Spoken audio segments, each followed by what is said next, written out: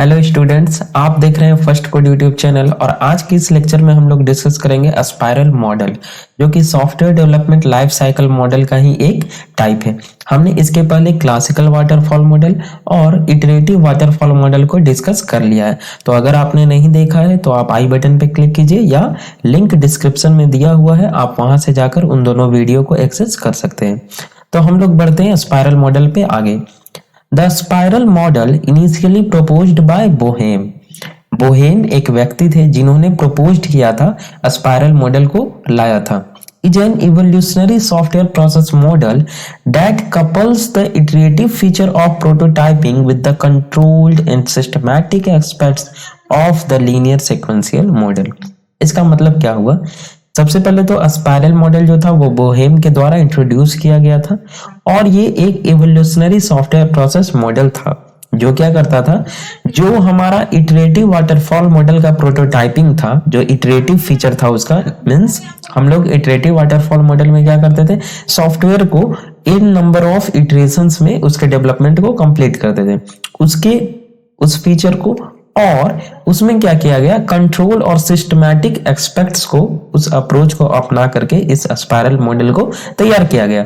Means इसमें भी हम लोग क्या करेंगे, इन नंबर ऑफ इटरेशंस में अपने सॉफ्टवेयर को डेवलप करेंगे, लेकिन यहाँ पे कुछ हटके होगा, जरा सा इसका अप्रोच अलग तरीके से होगा। किस तरीके से होगा हम लोग आगे डिस्कस करेंगे।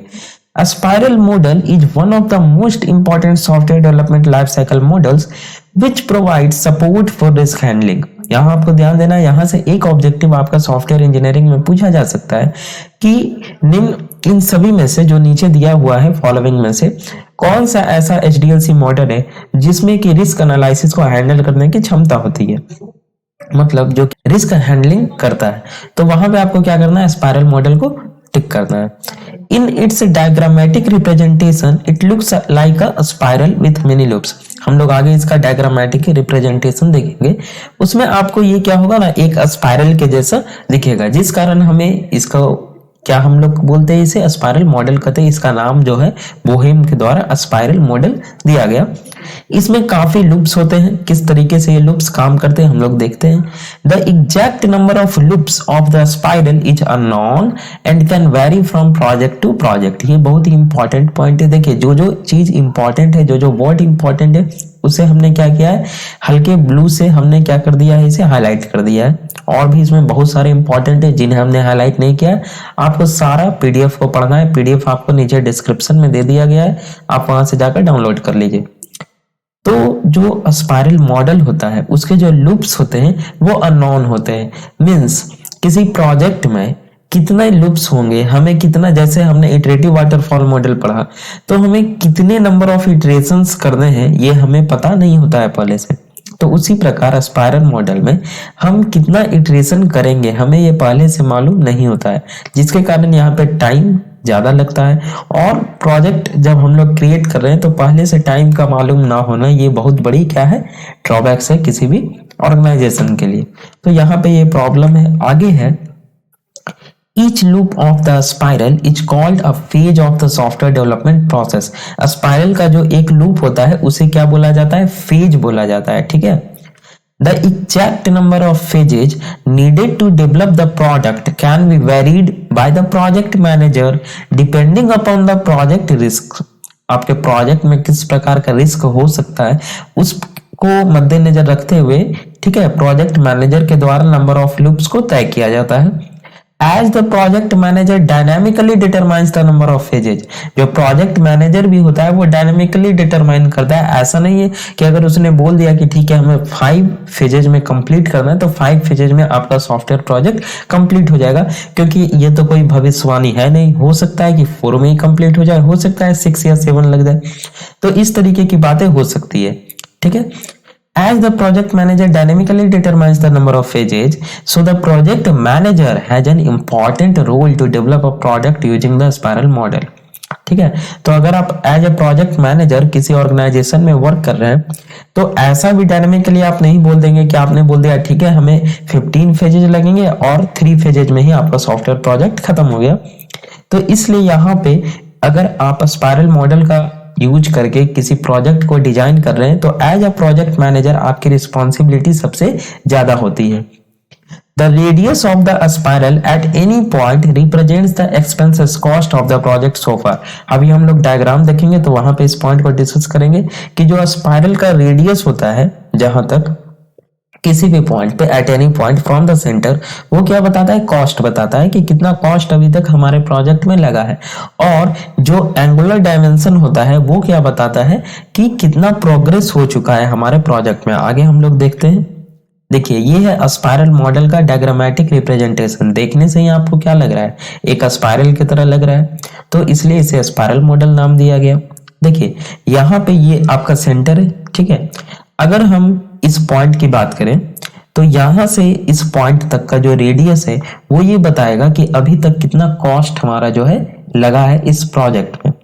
और ये जो एंगुलर डायमेंशन है, अगर हम इस पॉइंट से इस पॉइंट तक की बात करें तो इस फेज में, इस फेज का मतलब क्या, ये वाला फेज, तो इस फेज में अभी तक कितना प्रोग्रेस हुआ है ये हमें पता चलता है। अगर हम एक फेज की बात करें तो ये देखिए यहां से स्टार्ट है फर्स्ट, यहां से स्टार्ट है और यहाँ पे आकर के एंड हो गया, फर्स्ट सेकेंड थर्ड फोर्थ। ध्यान से देखिए आप लोग, अगर हम स्टार्टिंग से लेकर चले तो ये हमारा फर्स्ट फेज है, ये फर्स्ट, ये यहाँ से यहाँ सेकेंड, ये यहाँ से यहाँ थर्ड और ये यहाँ से यहाँ फोर्थ।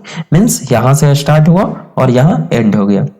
तो अगर हम कहीं भी एंगुलर डायमेंशन ले, या तो यहाँ से यहाँ तक का एंगुलर डायमेंशन या यहाँ से यहाँ तक का एंगुलर डायमेंशन, तो ये क्या बताएगा कि हमारा प्रोजेक्ट करंट फेज में कितना प्रोग्रेस किया है, ठीक है।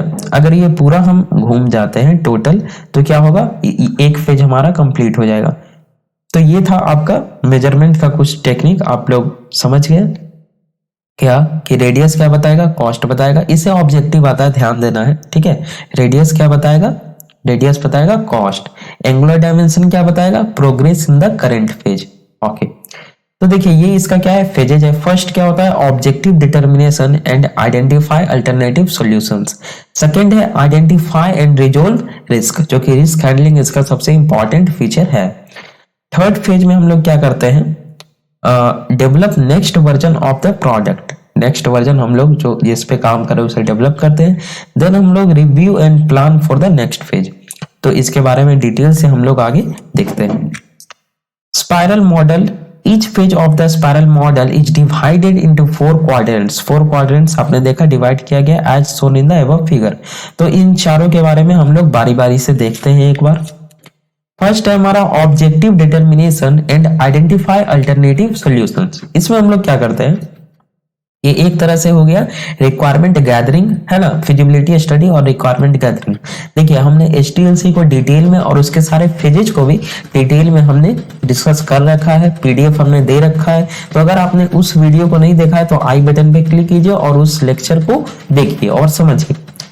ऑब्जेक्टिव डिटर्मिनेशन में क्या होता है कि requirements are gathered from the customer and the objectives are identified, elaborated and analysed at the start of every phase.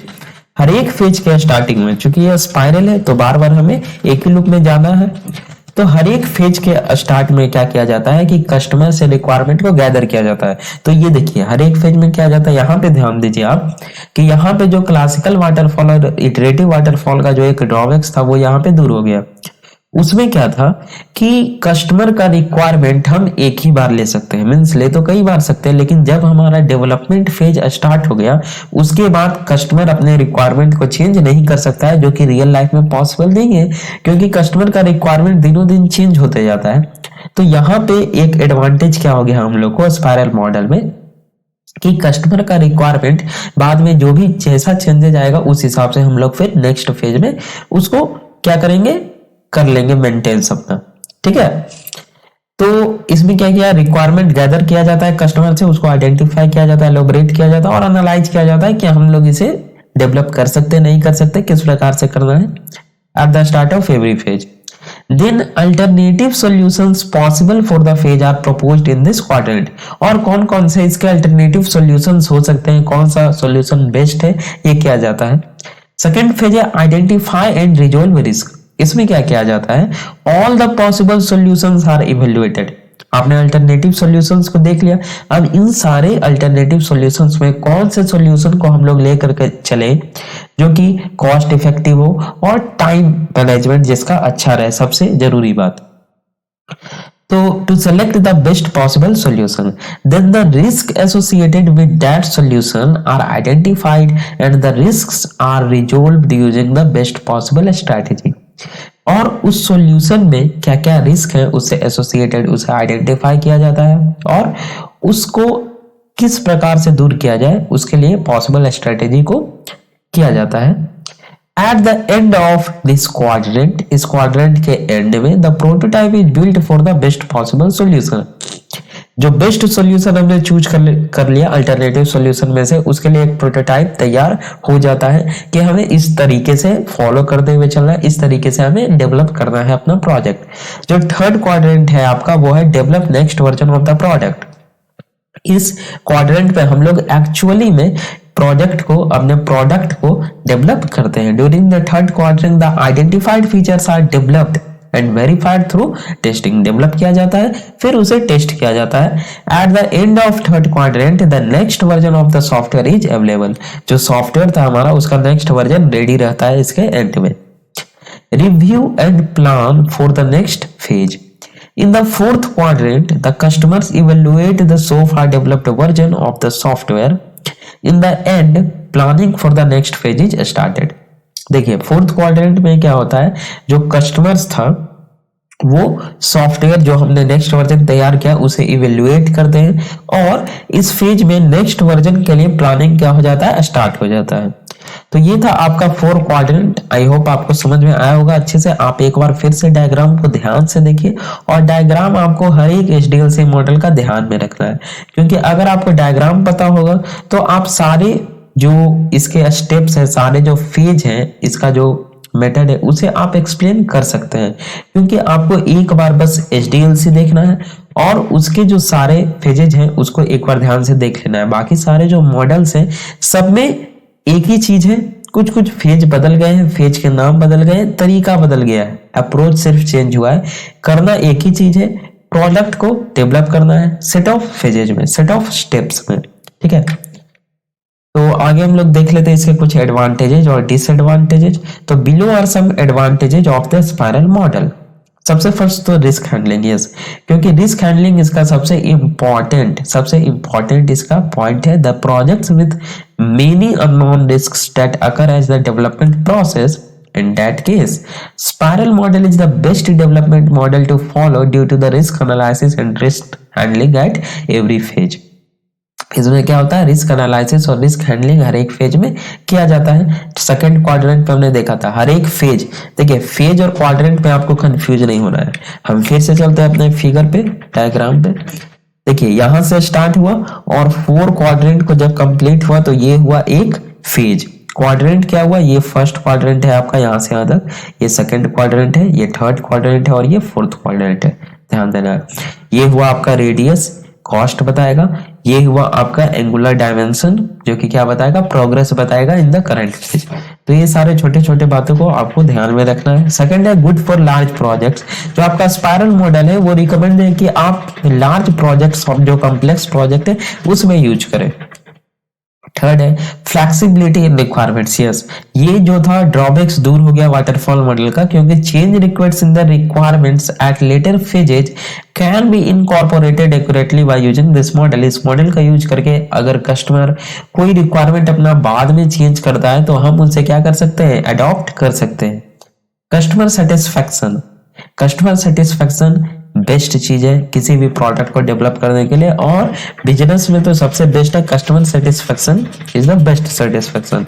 तो customer can see the development of the product at early phase of the software development and thus they habituated with the system by using it before completion of the total product। जब हम एक phase को complete कर लेते तो हमारे पास क्या होता है, एक बेसिक प्रोडक्ट हमारा रेडी हो जाता है और कस्टमर उसे यूज कर सकता है, उसे इवेल्युएट कर सकता है। तो कस्टमर हैबिचुएट हो जाता है उस प्रोडक्ट को यूज करने का, क्योंकि वो पहले से यूज करता हुआ आ रहा है, तो कस्टमर सेटिस्फाइड रहता है, अच्छा ये इस तरह का प्रोडक्ट है। कुछ हम ड्रॉबैक्स देख लेते हैं, डिसएडवांटेज देख लेते हैं। तो below are some disadvantages of the spiral model. First क्या है, कॉम्प्लेक्स है। The spiral model is much more complex than other HDLC models, और आप लोग अभी पढ़े हैं तो समझ ही रहे होंगे। Expensive, spiral model is not suitable for small projects and it is very expensive. ये बहुत ही एक्सपेंसिव होता है, इसलिए रिकमेंड है कि आप लार्ज प्रोजेक्ट और जिसका बजट हाई हो उसमें इसे यूज करें। Too much dependability on risk analysis, risk analysis पे सबसे ज्यादा फोकस किया जाता है इसमें। क्यों? ताकि कहीं भी रिस्क का कोई भी चांस नहीं बने। तो ये एक ड्रॉबैक्स भी है, क्योंकि the successful completion of the project is very much dependent on risk analysis without very highly experienced experts. अगर आपके पास हाईली एक्सपीरियंस एक्सपर्ट्स नहीं है तो it is going to be a failure to develop a project using this model. Okay, difficulty in time management, time management में तो यहाँ difficulty है। क्योंकि जो प्रोजेक्ट मैनेजर है, ठीक है, उसने तो डायनेमिकली एक बता दिया कि हम इतने नंबर ऑफ फेजेज में अपना प्रोडक्ट को डेवलप कर लेंगे, लेकिन ये कोई जरूरी थोड़ी कि हम उतने नंबर ही फेजेज में डेवलप कर लें। यहाँ पे टाइम का कोई लिमिट नहीं होता है। टाइम कम भी हो सकता है और कम तो होता ही नहीं है, टाइम हमेशा ज्यादा हो सकता है। तो as the number of phases is unknown at the start of the project, so time estimation is very difficult. आगे when to use spiral model. हमने इतना पढ़ लिया स्पाइरल मॉडल के बारे में, तो आखिर स्पाइरल मॉडल का हम लोग यूज कब करें? तो when deliverance is required to be frequent, जब आपको कस्टमर को फ्रीक्वेंटली क्या करना हो, डिलीवरी देना हो सॉफ्टवेयर प्रोडक्ट का। When the project is large, सही बात है, जब आपका प्रोजेक्ट लार्ज हो, जब आपका बजट हाई हो। When requirements are unclear and complex, third point पे ध्यान देना है, जब आपका रिक्वायरमेंट क्या हो, अनक्लियर हो कस्टमर के द्वारा और कॉम्प्लेक्स हो, मींस आपको उसमें समझ नहीं आ रहा हो, कस्टमर के द्वारा अच्छे से बताया नहीं गया हो, क्लियर उसने नहीं किया हो, तो हम क्या करेंगे, स्पाइरल मॉडल का यूज करेंगे, ताकि बाद में भी अगर कस्टमर का रिक्वायरमेंट चेंज होता है तो हम उस हिसाब से क्या करें, अपने प्रोजेक्ट में बदलाव कर सके। फोर्थ पॉइंट है व्हेन चेंजेज में रिक्वायर एट एनी टाइम, वही बात हो गया कि चेंज बाद में हो सकता है। Large and high budget projects, yes, spiral model का हम लोग यूज करेंगे लार्ज प्रोजेक्ट में, हाई बजट प्रोजेक्ट में। तो ये था आपका स्पाइरल मॉडल का पूरा कहानी। आई होप आपको स्पाइरल मॉडल अच्छे से समझ में आ गया होगा। हम लोग बारी बारी से सारे एचडीएलसी मॉडल को डिस्कस करते हुए जा रहे हैं। इसके बाद हम लोगों को डिस्कस करना है एक इंक्रीमेंटल प्रोसेस मॉडल, हम लोगों को पढ़ना है। फिर हम लोगों को पढ़ना है रैपिड एप्लीकेशन डेवलपमेंट मॉडल, और इसी तरह के काफी सारे हम लोग जब एचडीएलसी मॉडल को देख लेंगे फिर हम लोग उन सभी में डिफरेंस देखेंगे और अच्छे से हम लोग software development life cycle model unit को एंड करेंगे। तो बने रहिए हमारे साथ। अगर आपको ये लेक्चर अच्छा लगा हो तो लेक्चर को प्लीज लाइक कीजिए, चैनल पे नए तो चैनल को सब्सक्राइब कीजिए, और इस सीरीज को सॉफ्टवेयर इंजीनियरिंग को अपने ग्रुप में, फ्रेंड सर्किल में शेयर कीजिए। Thanks for watching.